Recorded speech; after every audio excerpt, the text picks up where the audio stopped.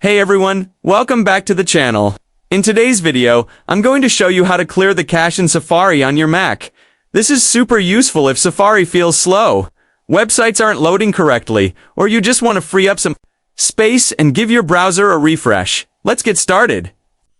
First, open Safari on your Mac. Now, up at the top left corner, click on Safari in the menu bar, and then select Preferences. Once the Preferences window is open, click on the Advanced tab. At the very bottom, you'll see an option that says Show Develop Menu in Menu Bar. Make sure that box is checked out now. Close out of Preferences. You'll notice a new menu option at the top called Develop.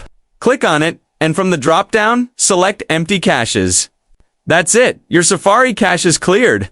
But if you want an even quicker way, here's a shortcut. Just press Command plus Option plus E on your keyboard. And Safari will instantly clear the cache without having to go through the menus. So whether you prefer the menu method or the keyboard shortcut, that's how you keep Safari running smoothly.